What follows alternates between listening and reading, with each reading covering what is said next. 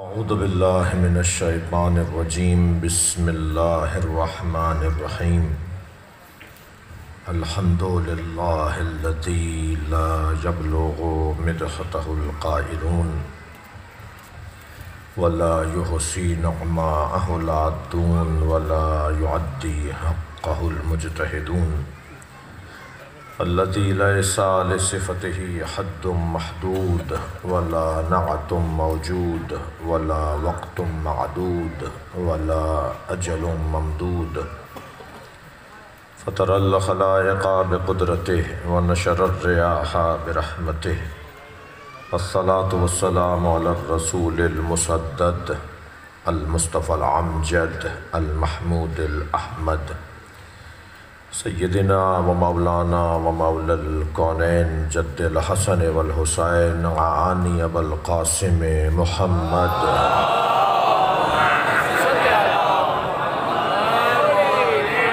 وآلہ الطیبین الطاہرین المعصومین الذین قال اللہ انما یرید اللہ لیذہب عنکم الرجس اہل البیت ویطہرکم تطہیرا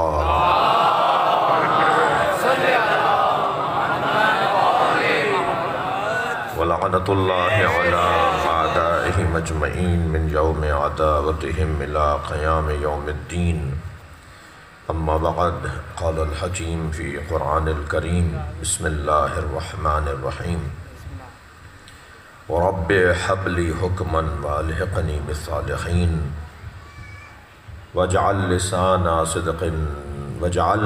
لسان صدق فی الآخرین واجعلنی من ورثۃ جنت النعیم صلوات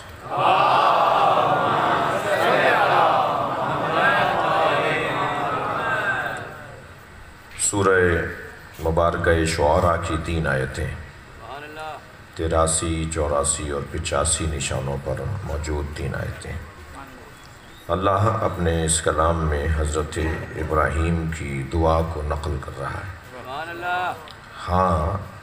ہاں یہ ممکن ہے کہ ایک کلام کسی اور کا ہو مگر اتنا اچھا ہو کہ اللہ اسے قرآن بنا دے۔ الحمدللہ رب العالمین یہ جملہ ابو طالب کا ہے۔ صلوات پڑھیں محمد و آل محمد۔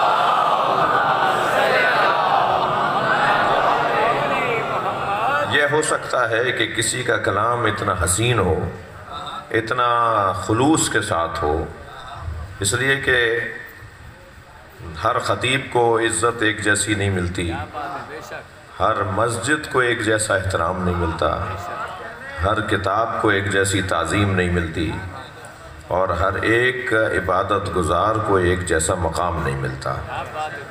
یہ بنیادی اور اساسی اور اشتراکی ایک شرط ہے، ان تمام چیزوں کے لیے ایک بنیادی اور اساسی اور مشترکہ شرط ہے، اسے خلوص کہا جاتا ہے۔ جتنا خلوص گہرا ہوتا چلا جائے گا، جتنی سچائی روشن ہوتی چلی جائے گی، جتنا انسان مخلص ہوتا چلا جائے گا، اتنی ہی عمر لمبی ہوتی چلی جائے گی۔ جی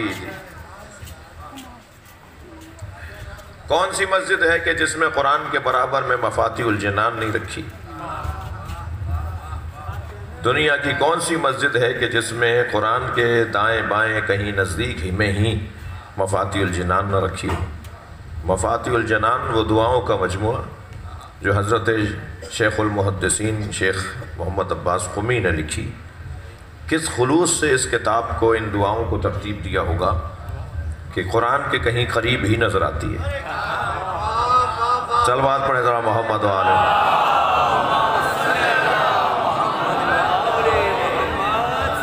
ایک دن ان کے والد اصفہان کے رہنے والے ہیں اور اصفہان میں زندگی گزاری ہے۔ ایک دن ان کے والد گھر میں آئے اور اپنے بیٹے کو لکھتے ہوئے کچھ تحریر کرتے ہوئے دیکھا تو کہا، بیٹا تم بھی عالم ہو اور تمہارے بھی بہت سارے شاگرد تم سے سیکھنے آتے ہیں اور تم بھی کسی کو کچھ پڑھاتے ہو، مگر ہماری مسجد کے جو پیش نماز ہیں ان جیسی تو تم نے آج تک کوئی کتاب بھی، جیسی انہوں نے کتاب لکھی ایسی کتاب تو تم نے آج تک کوئی لکھی نہیں ہے۔ کہا بابا وہ کون سی کتاب ہے؟ چونکہ روزانہ ایک صفحہ اس میں سے پڑھ کر سناتے ہیں اور ہمارے اوپر اس کا خاص اثر ہوتا ہے. ایسی کتاب ہے کہ جس کا ایک صفحہ ہی ہمارے لیے بہت بڑا ذخیرہ ہوتا ہے. کہا بابا کس کتاب سے وہ کچھ پڑھتے ہیں؟ فرمانے لگے کہ ذخیرہ آخرت. ذخیرہ آخرت کے نام سے ایک کتاب ہے، اس سے وہ ایک صفحہ پڑھتے ہیں اور ہمارے اوپر اس کا خاص اثر ہوتا ہے. تم نے آج تک کوئی ایسی کتاب نہیں لکھی. جب تک والد زندہ رہے انہیں یہ نہیں بتایا کہ یہ میری ہی کتاب ہے.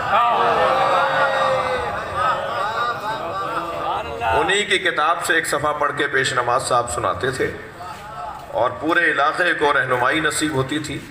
مگر انہوں نے والد سے یہ اس وقت پلٹ کر نہیں کہا کہ بابا میری ہی تو کتاب ہے، یا اس وقت نہیں بتایا تھا، بعد میں بتا دیتے کہ یہ کتاب میری ہے. لیکن انہوں نے اس لیے سے چھپایا کہ جب میں نے کام اللہ کو دے دیا تو جگہ جگہ کیوں بتاؤں. یہ جو خلوص اور سچائی، صلوات پڑھنے ذرا محمد والے.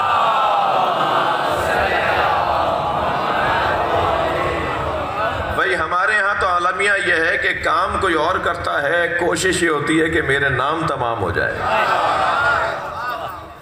محنت کسی اور کی، کوشش کسی اور نے کی، مگر جب تک بتا نہیں دیں کہ یہ کام ہم نے کیا ہے. اچھا چلیں آپ نے کیا ہوتا، ہم نے کیا ہوتا، تب تو بات بنتی تھی. اس کا بھی منع کیا جا رہا ہے کہ اسے چھپاؤ. ایک صاحب نے بڑا اچھا محاورہ بدلا ہے. محاورہ یہ ہے کہ نیکی کر کنویں میں ڈال. انہوں نے محاورہ بدلا ہے کہ نیکی کر میڈیا میں ڈال. بھائی صلوات پڑھ لیں محمد و آل محمد. صلوات پڑھ لیں ذرا محمد و آل محمد. یہ کیفیت ہے. انہوں نے محاورہ ہی بدل دیا. انہوں نے کہا جی اب تو زمانہ بدل گیا ہے تو محاورے بھی بدل جانے چاہیے. پہلے تو چھپایا جاتا تھا، نیکی کر کر کے چھپاتے تھے اور اس کے حوالے کر دیتے تھے جس کی خاطر نیکی کی ہے، کہ پھیلائے تو وہی پھیلائے جس کے لیے نیکی کی ہے. اور پھر ظاہر ہے اللہ پھیلائے گا تو پھر ایسے پھیلائے گا کہ کوئی روک بھی نہیں سکے گا. تو خلوص اور سچائی جس کام میں ہو اور اخلاص سے عمل. اور میں مولائیوں سے مخاطب ہوں، وہ مولائی سنی ہو یا شیعہ. مولا علی کے دروازے پر بیٹھنے والوں سے بات ہو رہی ہے اور ہمارا اعزاز یہ ہے کہ ہم جہاں بیٹھے ہیں اس سے اچھی جگہ نہیں ہے. ممکن ہے کسی کو کوئی کنکر چبھ رہا ہو، کسی کو کوئی پتھر چبھ رہا ہو، مگر اس کنکر اور پتھر میں جتنا ذائقہ ہے اتنا کسی گدے اور صوفے پہ ذائقہ نہیں. اس لیے کہ یہاں انسان فطرت سے قریب ہو رہا ہوتا ہے اور یہ انسان کی ایک حسین کیفیت ہے کہ جب وہ فطرت سے قریب ہوتا ہے تو جب وہ فطرت سے قریب ہوتا ہے تو وہ اصالت میں بدلتا ہے. اسی لیے کبھی کبھی جایا کریں جانوروں کو دیکھنے بھی. صلوات پڑھیں ذرا محمد والے. اس سے بہتر اور بلند صلوات نبی کو.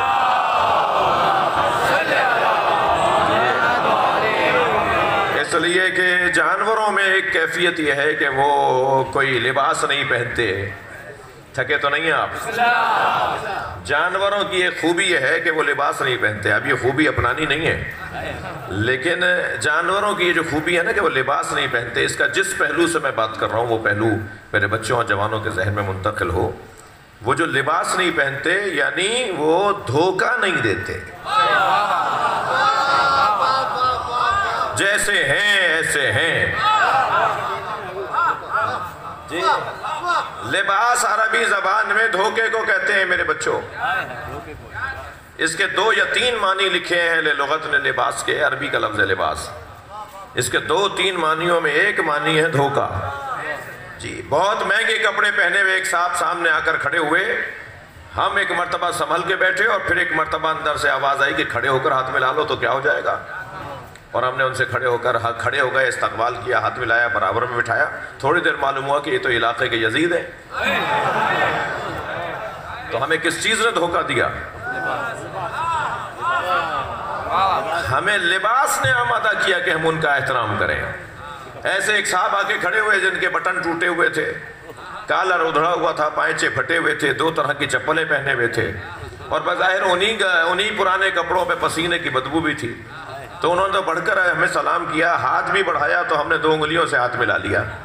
اور ہم نے ان کا کوئی خاص احترام بھی نہیں کیا. بعد میں معلوم ہوا یہ تو علاقے میں اللہ کے ولی ہیں. تو ہمیں کس چیز نے دھوکہ دیا؟ ہمیں دھوکہ دیا ان کے کپڑوں نے. تو کپڑے دھوکہ دیتے ہیں. صلوات پڑھ لیں ذرا محمد والے.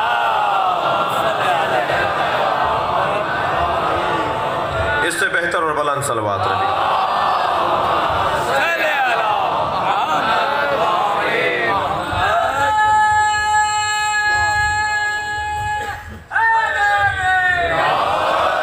تو عزیزو، گفتگو یہ تھی، بات یہ ہے کہ جتنا سچ بڑھایا جائے گا، خلوص بڑھایا جائے گا.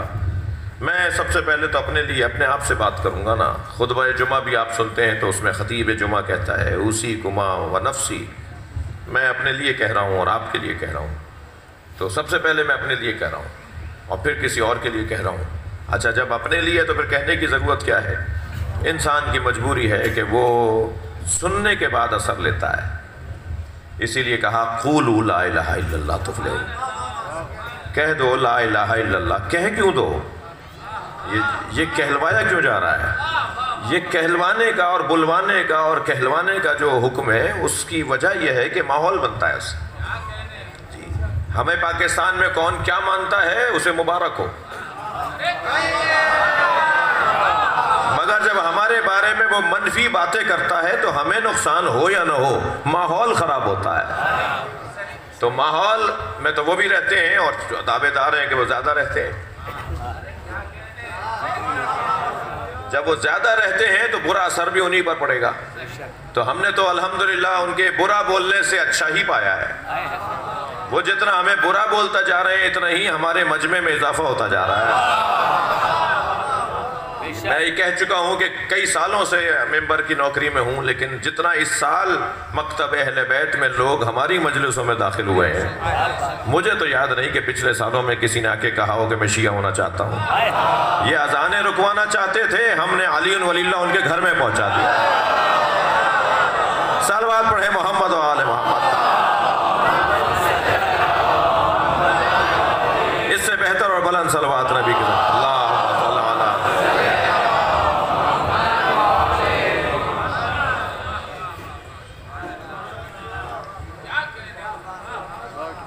خلوص اور سچائی. ایام عزا کا وداع کا دور ہے اور اس کی رخصتی کا دور ہے، اور سال بھر ہم امام حسین کو یاد رکھیں گے، مگر اس عنوان سے، جس عنوان سے ہم بے عنوان ایام عزا اس دروازے پر ہوتے ہیں، بس اس کے لیے گویا ایک دن ہی باقی رہ گیا ہے، اور اس کے بعد پھر کیفیت تبدیل ہوگی، حالات تبدیل ہوں گے، رویے تبدیل ہوں گے.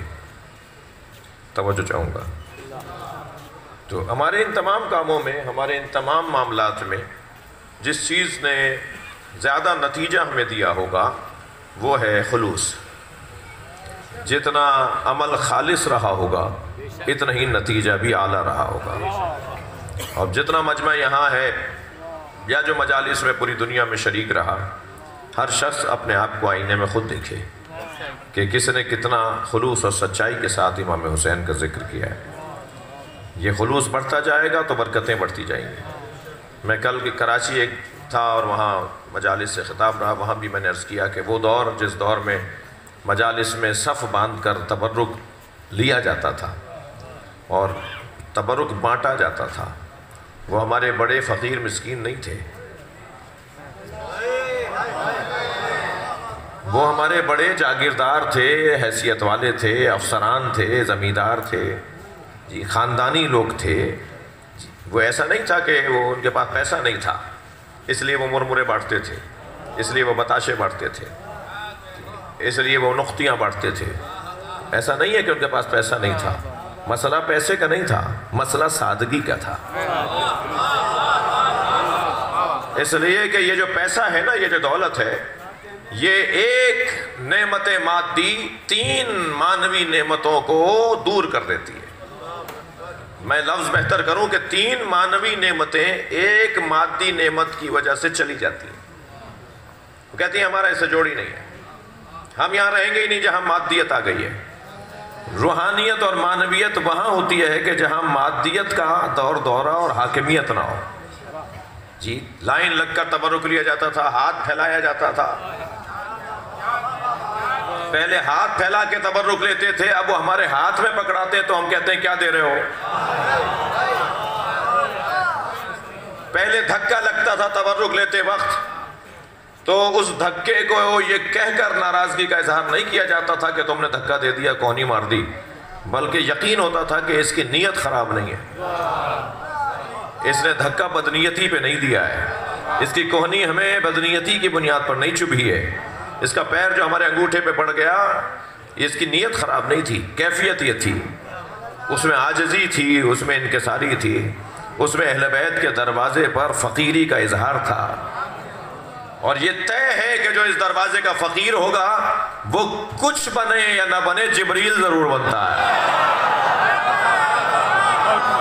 صلوات پڑھیں محمد و آل محمد پر۔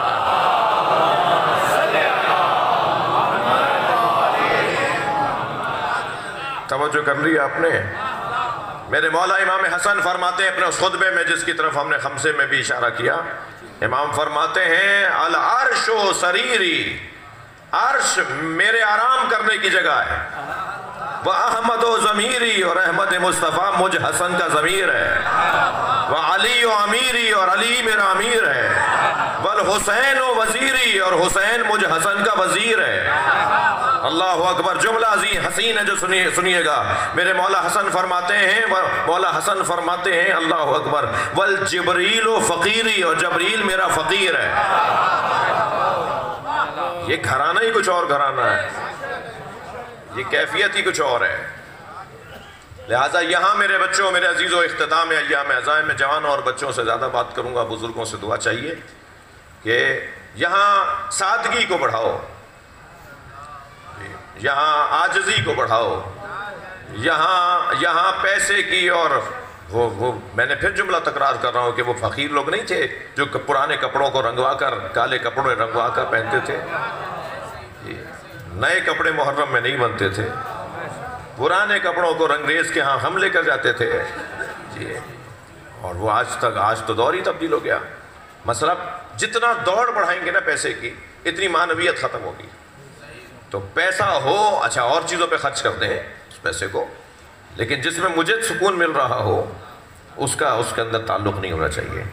تو انسان اس دروازے پہ عاجزی کے ساتھ پیش ہوگا، خلوص اور سچائی، اللہ کرے ان باتوں پر عمل ہو۔ اور خاص طور پر میں نے پہلے کہہ دیا، میں اپنے لیے بات کر رہا ہوں، ہم سب کو وعظ و نصیحت کی ضرورت ہے، ہم سب موعظے کے محتاج ہیں۔ مولا علی فرماتے ہیں کہ جو موعظہ طلب نہ کرتا ہو اور موعظہ سنتا نہ ہو، اس کا دل مر جاتا ہے۔ مردہ دل ہو جاتے ہیں وہ لوگ جو موعظہ طلب نہ کرتے ہوں۔ نصیحت طلب کرنا، موعظہ طلب کرنا، یہ حسن ہے انسان کی بہتری کے لیے۔ دقت چاہوں گا تو اللہ ہر ایک مسجد کو ایک جیسا مقام نہیں دیتا جی، جو مقام مسجد گوہر شاد کا ہے وہ مقام کوئی اور مسجد کا تو نہیں ہے، جو امام رضا کے حرم کے برابر میں اسی جیسی عمارت کے ساتھ، جو مقام مسجد قباء کا ہے وہ مقام کسی اور کا تو نہیں ہے، اس لیے کہ اس مسجد قباء کو بنانے کے لیے خود نبی نے پتھر اور اینٹیں اٹھائیں، کم بات تو نہیں ہے۔ اور پھر قرآن نے قاعدہ دے دیا کہ جس کی بنیاد میں تقوی ہو وہ عمارت دیر پا ہوتی ہے۔ مجھ سے ایک جوان کہنے لگا، صاحب ہماری انجمنوں میں، ہمارے ماتمی دستوں میں، ہمارے ٹرسٹوں میں، ہمارے اداروں میں جو الجھنیں ہیں، جو مسائل ہیں ہماری تنظیموں میں، اس کی وجہ کیا ہے؟ میں نے کہا وہی وجہ ہے جو قرآن میں مسجد بناتے ہوئے اللہ نے بیان کی ہے، اور وہ وجہ ہے تقوی سے دوری۔ تقوی بنیادوں میں ڈال دو، کبھی جھگڑا ہی نہیں ہوگا، کبھی لڑائی نہیں ہوگی، کبھی پارٹی بازی نہیں ہوگی۔ صلوات پڑھ لیں ذرا محمد والے۔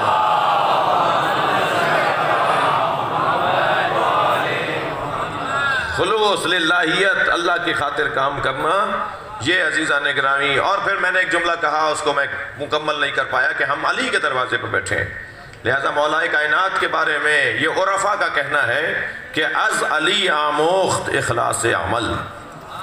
اگر کسی کو اخلاص عمل سیکھنا ہے تو علی سے سیکھے۔ کیا مولا کو نہیں پتا تھا کہ میرے بچے مارے جائیں گے جو میں کسی کے دادا کو مار رہا ہوں؟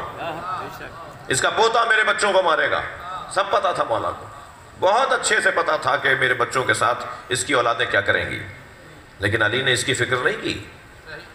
اس لیے کہ علی مولا تلوار چلا رہے ہیں اللہ کی خاطر. اب سوال علی سے نہیں ہوگا کہ آپ کے بچوں کے ساتھ کیا ہو گیا، پوچھا ان سے جائے گا کہ علی نے تو اللہ کی خاطر تلوار چلائی، تمہارے بچوں نے اللہ کی خاطر بدلہ لیا ہے. اخلاص.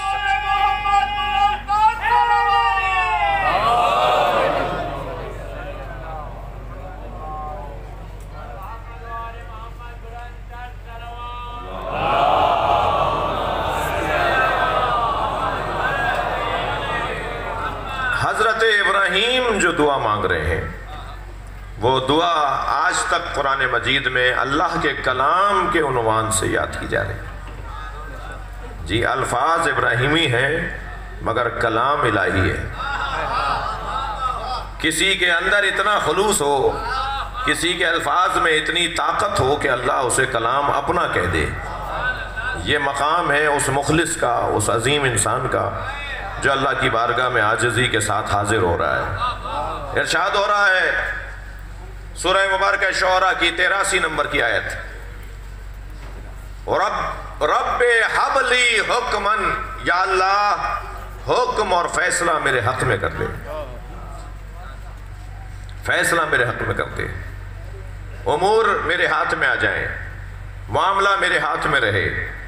اب یہ خود پسندی کا معاذ اللہ عنوان نہیں ہے، بلکہ وہ جانتے ہیں کہ جب انسانی عظمت اور ترقی نصیب ہی میری اولاد کے ذریعے ہونی ہے تو یا اللہ اسی پر امضا فرما دے، اسی پر دستخط فرما دے، اسی کی تائید کر دے کہ جو ہونا ہے، یعنی جو تقدیر کرے گی وہ تیری طرف سے ہو، وہ جو ہونا ہے اس کی تائید فرما دے، جو تو چاہتا ہے اس کی تائید فرما دے، جو تو چاہتا ہے اس کو ثبت فرما دے.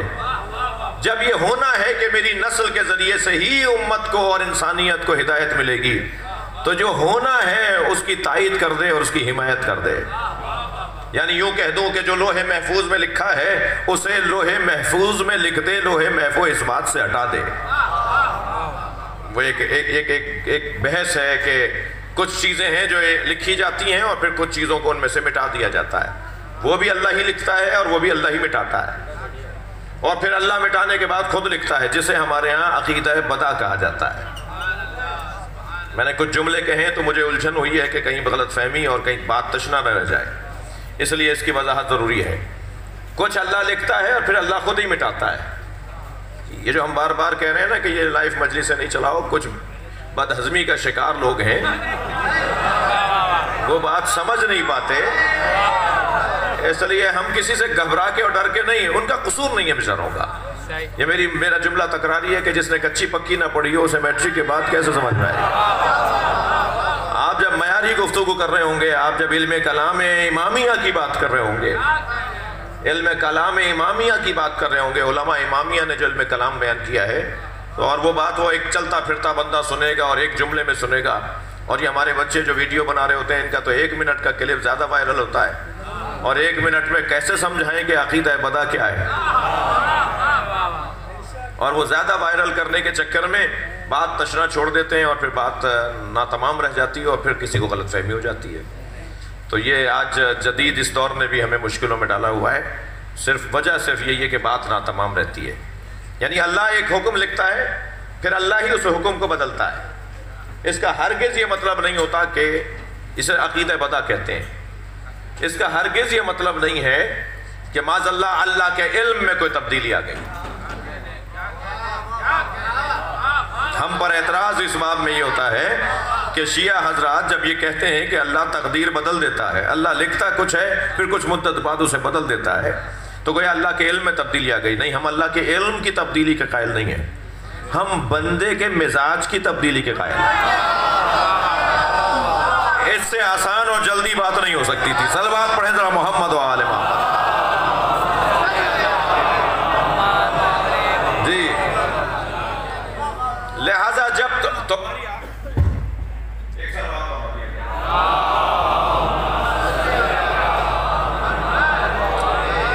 ہماری آج کی کیفیت یہ ہے تو اللہ کا بھی فیصلہ یہ ہے. تھوڑا سا اور روشن ہو جائے بچوں پر. ہماری آج کی کیفیت یہ ہے تو اللہ کا فیصلہ بھی یہ ہے، ہماری کل کیفیت بدل گئی تو اللہ کا فیصلہ بھی بدل گیا۔ اس کیفیت کو عقیدہ بدا کہا جاتا ہے، جو مخصوص ہے امامیہ شیعہ اثنا عشریہ مسلمانوں کے ساتھ۔ صلوات پڑھیں محمد و آل محمد۔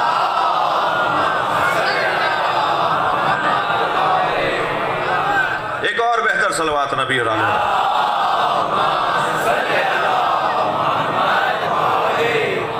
آپ کی توجہات کا ممنون ہوں، اور اب یہاں یہ جو اللہ سے حضرت ابراہیم دعا مانگ رہے ہیں کہ اللہ فیصلہ میرے حق میں کر دے، جب فیصلہ ہے ہی آپ کے حق میں تو پھر یہ دعا کیوں مانگی جا رہی ہے؟ گویا حضرت ابراہیم کہہ رہے ہیں کہ یا اللہ جو تو نے طے کیا ہوا ہے لوگوں کو اس پر قائم رکھ، کچھ ایسا کر کے لوگ وہی مان لیں جو تو چاہتا ہے۔ صلوات پڑھیں محمد و آل محمد۔ مولانا رب حب لی حکمن، یا اللہ حکم میرے حق میں کر دے، وَأَلْحِقْنِي بِالصَّالِحِينَ، اور مجھے صالحین میں ملحق کر دے۔ جی صالحین میں نماز کے اختتام پر آپ 3 سلام کرتے ہیں جی، عبادک الصالحون، یا اللہ اپنے نیک اور صالح بندوں میں شمار کو سلام، تیرے نیک اور صالح بندوں کو سلام جی۔ اور حضرت عباس کا زیارت نامہ آپ پڑھتے ہیں، ایھا العبد الصالح، جس مقام اور عظمت پر جناب عباس فائز ہیں اس پر پہنچنے کے لیے بڑے بڑے لوگ آرزو کرتے ہیں کہ یہ مقام ہمیں نصیب ہو جائے جی۔ حضرت جعفر طیار کی طرح مولا عباس کو اللہ نے جنت میں پر دیے۔ یہ 2 بازو جو کٹے تھے ان کے بدلے میں آج بھی جناب عباس پروں کے ساتھ پرواز کرتے ہیں، اور یہ اختیار حضرت عباس کے ساتھ مخصوص ہے کہ وہ جہاں چاہیں جب چاہیں پرواز کرتے ہوئے چلے جائیں۔ صلوات پڑھیں محمد و آل محمد۔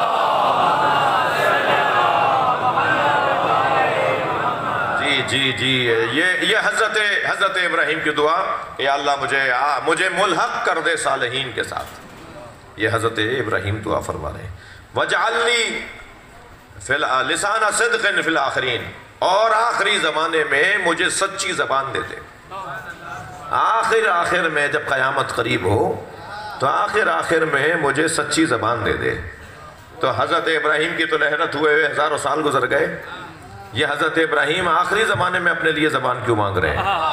گویا اولاد کو سچی زبان مل جانا آباء و اجداد کو ہی تو مل جانے کے مترادف ہے۔ میری نسل میں سچی زبان عطا کر دے، اور ابراہیم کی نسل میں اور ابراہیم علیہ السلام کو جو سچی زبان اللہ نے عطا کی ہے اسی کا نام علی ابن ابی طالب ہے۔ یہ مولا علی کی ذات ابراہیم علیہ السلام کے لیے سچی زبان ہے، اور ایسی سچی زبان ہے کہ علی کا کلام نہج البلاغہ جب ہم اٹھا کر دیکھتے ہیں تو اتنی مدت کے بعد بھی ایسا لگتا ہے کہ بولنا تو صرف علی کو آتا تھا۔ بھائی اہل دقت بیٹھے ہوئے ہیں، مجلسی لوگ بیٹھے ہیں، ایسا لگتا ہے جیسے مولا کائنات علی کے مطابق بولو گے تو زبان تمہیں ملے گی۔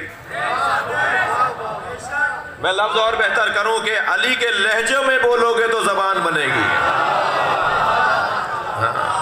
اور اگر کوئی علی سے ہٹ کر بولے گا تو وہ گونگا کہلائے گا، پتہ نہیں کیا بول رہے ہیں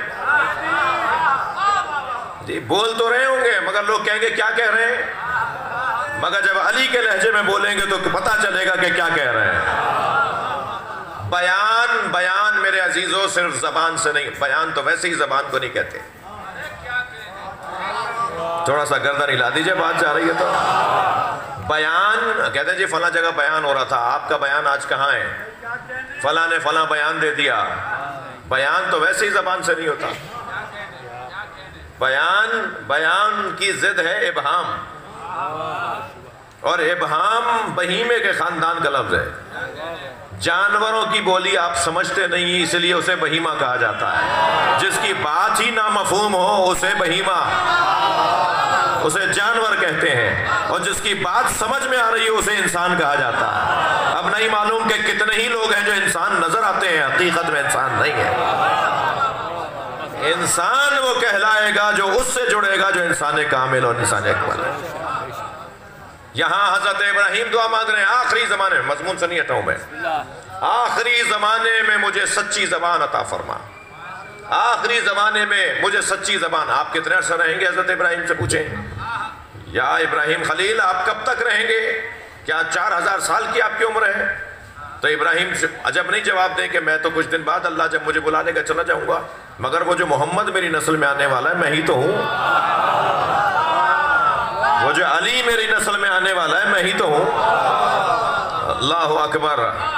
عزیزان گرامی، آپ نے دیکھا محنت، دعائیں، مشقتیں ماں باپ اٹھاتے ہیں، نتیجے اولادیں لیتی ہیں۔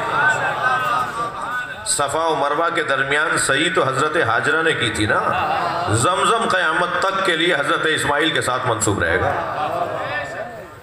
محنت ماں نے کی ہے، نتیجہ اولاد لے رہی ہے۔ حضرت ابراہیم دعا مانگ رہے ہیں، یا اللہ آخری زمانے میں مجھے سچی زبان عطا فرما، اور یہ سچی زبان یہ گھرانہ ہے، اس گھر کا بچہ بھی اگر بات کرتا ہے تو علی بولتا ہے۔ کوئی ایک جملہ تو دکھائیں جناب سکینہ کا جو کمال معرفت سے خالی ہو۔ یہ 4 سال کی بچی بھی بولتی ہے تو لگتا ہے فاطمہ بول رہی ہیں، جناب زہرا گویا بول رہی ہیں۔ اس گھر کے بچوں میں وہی اثر ہے گفتگو کا جو اثر ان کے بڑوں کا ہے۔ حضرت زید شہید کو گرفتار کر کے لائے حجاج کے دربار میں، جی گرفتاری کے وقت میں اور جہاد کے دوران آپ کا زخمی ہو گئے تھے، ایک ہونٹ بھی کٹ گیا تھا جس سے خون بہ رہا تھا، ہاتھ پیر باندھے ہوئے تھے، حجاج کے سامنے کھڑا کر دیا۔ حجاج ابن یوسف نے کہا کہ آخری بات کرو، اب کچھ دیر بعد تمہارا سر اتارا جائے گا۔ تو حضرت زید شہید نے مولا علی کے فضائل پڑھے اور اتنے سجا کے پڑھے۔ جی ہوتا ہے کبھی کبھی ہم خطیب لوگ ہیں، ممبری لوگ ہیں، ذاکر لوگ ہیں، کبھی کبھی ہمیں خود اندازہ ہوتا ہے کہ آج کی ہماری مجلس بڑی سجی ہوئی تھی، مطالب ترتیب سے آ گئے تھے، جی گفتگو کے اندر ایک تنظیم تھی، گفتگو ایک منظم انداز سے تھی، اور پھر اپنے آپ سے لگتا ہے کہ نہیں آج آپ نے کسی حد تک بات اچھی کر دی، شکر کرنے کے لیے اللہ کا۔ تو سجا کے پڑھنے کے لیے دماغ کا حاضر ہونا بہتر ہے،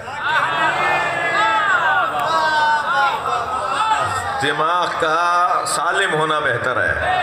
اور عزیزوں کسی کے ہاتھ میں رسی بندھی ہوئی ہو، بدن اس کا زخمی ہو، اسے ایسے گھسیٹ کر لے کر آئے ہوں اور پھر وہ خطاب کرے اور ایسا خطاب کرے کہ گویا آواز آئے کہ اس سے اچھا خطاب تو کبھی آپ نے پہلے کیا ہی نہیں۔ تو حضرت زید شہید نے خطاب کیا، اور خطاب بھی تاریخی خطاب، توجہ، تو کہنے لگا مولا علی کے فضائل، انہوں نے کہا جی آخری بات کرو تمہاری گردن اڑائی جائے گی۔ اب زید شہید آخری بات کر رہے ہیں مولا علی کے فضائل، تو الجھ کے کہنے لگا میں نے تم سے کہا تھا آخری بات کرو، آرزو کی بات کرو، خواہش بتاؤ، مرنے سے پہلے کوئی خواہش کہ یہ چاہیے اور وہ چاہیے، کوئی خواہش بتاؤ۔ تو کہنے لگے ہماری پہلی بات بھی علی ہے، ہماری آخری بات بھی علی ہے۔ صلوات پڑھیں محمد و آل محمد۔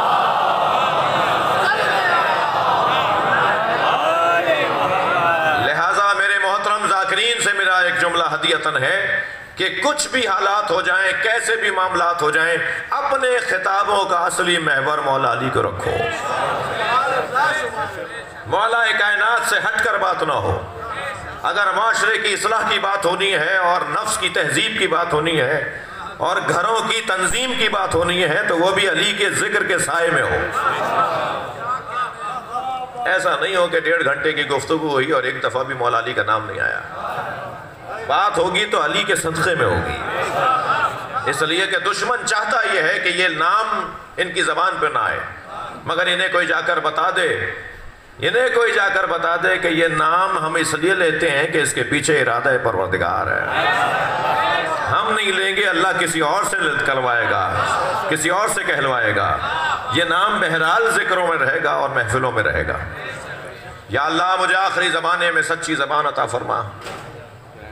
حضرت ابراہیم دعا مانگ رہے ہیں، اور پھر تیسری دعا آیت نمبر 85، فرمایا وَجْعَلْنِي مِنْ وَرَثَةِ جَنَّةِ النَّعِيمِ وَجْعَلْنِي مِنْ وَرَثَةِ جَنَّةِ النَّعِيمِ، اور مجھے جنت کے وارثوں میں سے قرار دے، جنت کے وارثوں میں سے قرار دے۔ تھکے تو نہیں بیٹھے؟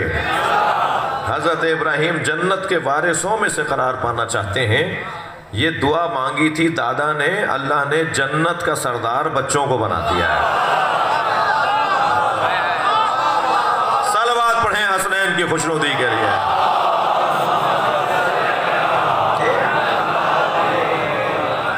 یہ جو حسن حسین جوانان اہل جنت کے سردار ہیں، وَأَبُوهُمَا أَفْضَلُ مِنْهُمَا یا أَبُوهُمَا خَيْرٌ مِنْهُمَا، یہ جو حدیث میں آیا ہے کہ ان دونوں کے بابا علی ان دونوں سے افضل ہیں، ایک جگہ آیا ہے ان دونوں سے خیر ہے، زیادہ بہتر ہے، وہ جنت کے وارث قرار پائے۔ عزیزو، جس کو جتنی زحمت کا سامنا کرنا پڑتا ہے اتنی ہی اس کی عظمت روشن ہو جاتی ہے، اس لیے کہ اللہ کا نہ کسی سے پڑوس ہے نہ رشتہ داری، وہ نہ پڑوس کی بنیاد پر مقام دیتا ہے جو ہم دیتے ہیں، اور نہ رشتہ داری کی بنیاد پر کچھ زیادہ دیتا ہے جو ہم دیتے ہیں۔ جی، ہم رشتہ داروں کو زیادہ توجہ دینی چاہیے، چاہنا چاہیے، محبت کرنی چاہیے، حکم ہے۔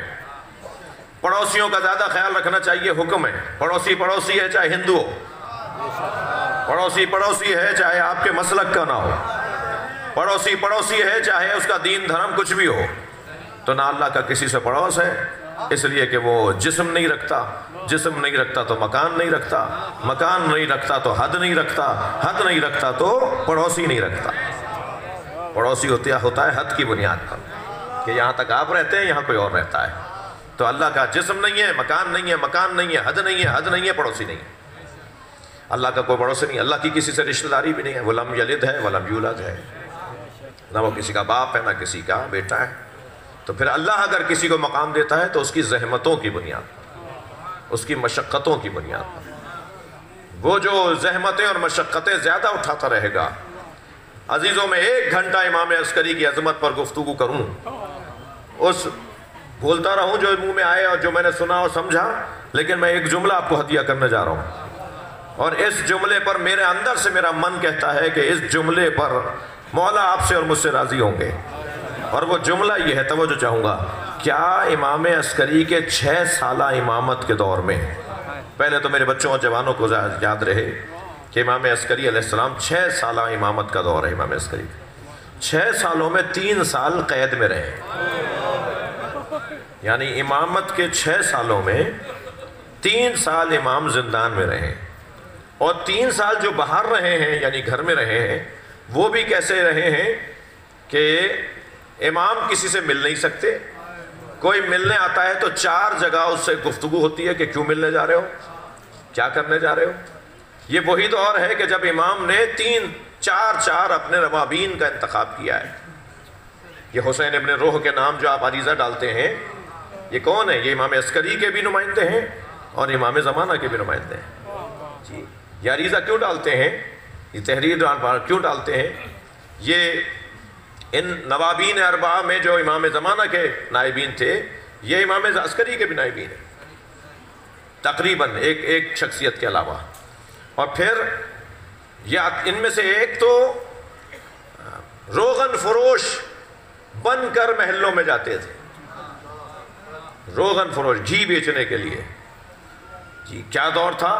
اور پھر محلے میں جاتے تھے، انہیں پتہ ہوتا تھا چاہنے والوں کو، اس گلی میں مثال کے طور پر اگر 4 چاہنے والے امام کے رہتے تو انہیں پتہ ہوتا تھا کہ یہ جو آ رہے ہیں بیچنے کے لیے، روغن بیچنے کے لیے، یہ امام کے نمائندے ہیں، تو وہ انہیں یعنی گھی خریدتے تھے ان سے اور اپنا برتن دیتے تھے، اس برتن میں اپنا عریضہ رکھ دیتے تھے، اس عریضے کو وہ اپنے پاس رکھ لیتے تھے، اور پھر انہیں جب وہ گھی دیتے تھے تو اس میں جواب رکھ دیتے تھے، یعنی امام سے کا جواب رکھ دیتے تھے اور ان سے سوال لے لیتے تھے، حاجت لے لیتے تھے، اور پھر وہ امام کو پہنچاتے تھے، اور پھر انہیں پتہ ہوتا تھا کہ 1 ہفتے کے بعد 10 دن کے بعد یہ اس آبادی سے گزریں گے تو امام کا جواب لے کر آئیں گے۔ یہ دور اتنا مشکل دور ہے۔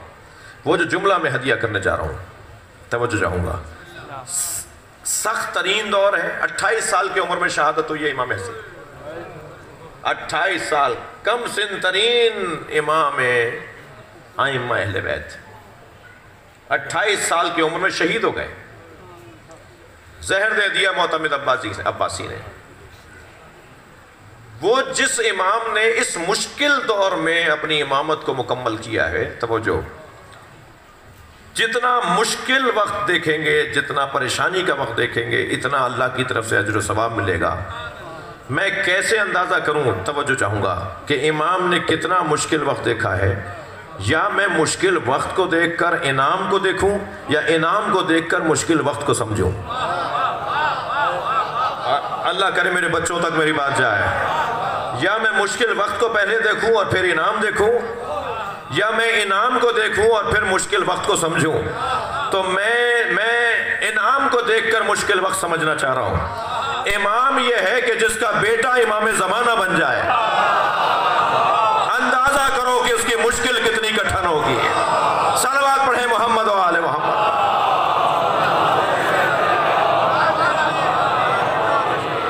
بلند تر صلوات محمد و آل محمد.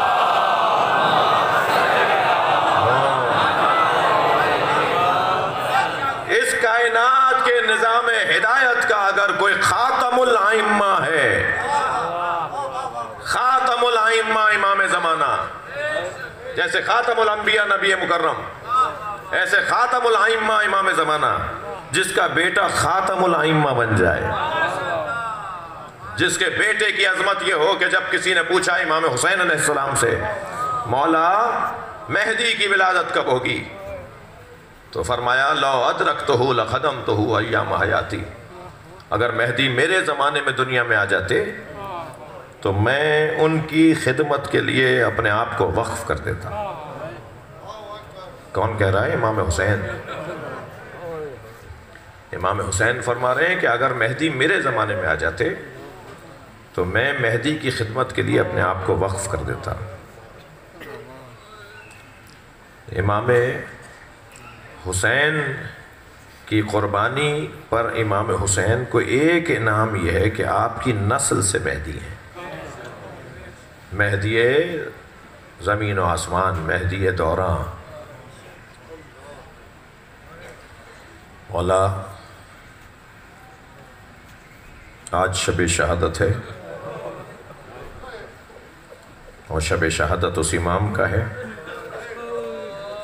جس امام کا جنازہ اٹھانے والا ہمارے زمانے کا امام ہے. جی، بعض گھروں پر جب کسی کے ہاں موت ہو جاتی ہے، ہماری گلی میں 4 جنازے ہوئے مثلاً 2 مہینوں میں، مگر ایک جنازے کے ہونے پہ مجمع بہت زیادہ تھا.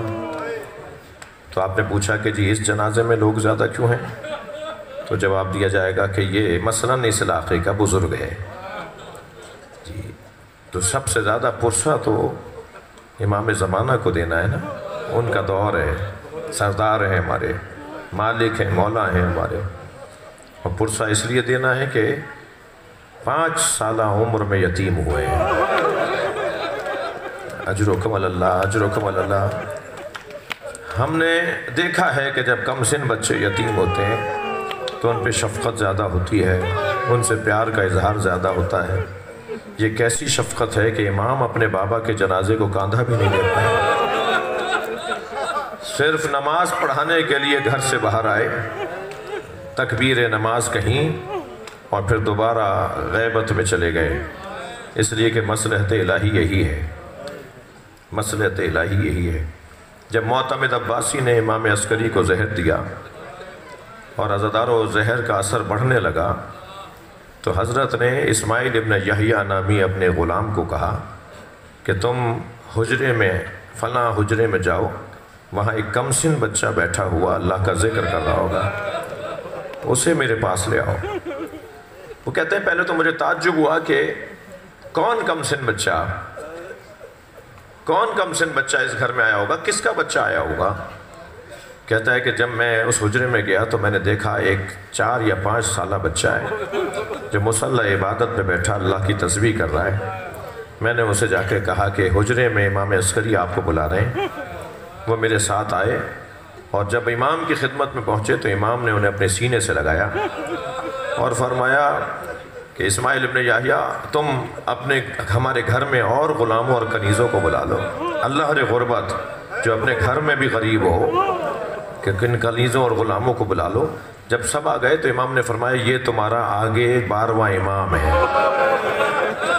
اور تمام امور امامت امام زمانہ کو سونپا اور امام زمانہ کے ہاتھ کو پکڑ کر وصیتیں فرمائی اور فرمایا کہ جب میں تمہارے ہاتھ کو فشار دوں تو سمجھنا کہ میری روح پرواز کر رہی ہے۔ گویا امور امامت تفویض کرتے ہوئے آواز آئی انا للہ و انا الیہ اجرکم علی اللہ اجرکم علی اللہ۔ آپ کی آواز بلند ہے۔ غسل و کفن دیا، امام عسکری کو غسل و کفن دیا اور جنازہ تیار ہوا۔ یہ واحد جنازہ ہے کہ جس جنازے میں معتمد عباسی خود بھی شریک ہے، زہر دینے والا بادشاہ وقت بھی شریک ہے اور مملکت کے بڑے افسران بھی موجود ہیں۔ ائمہ اہل بیت میں جس کے جنازے میں سب سے زیادہ لوگ شریک تھے وہ امام عسکری کا جنازہ ہے۔ اور جب جعفر آگے بڑھے نماز پڑھانے کے لیے تو بالکل صفیں درست ہو چکی ہیں اور تکبیر کہنے کا ایک لمحہ رہ گیا تھا کہ دروازہ کھلا اور ایک وہی 5 سالہ بچہ باہر آیا اور آگے بڑھ کر کہا کہ چچا ہٹیے، یہ جنازہ میں پڑھاؤں گا۔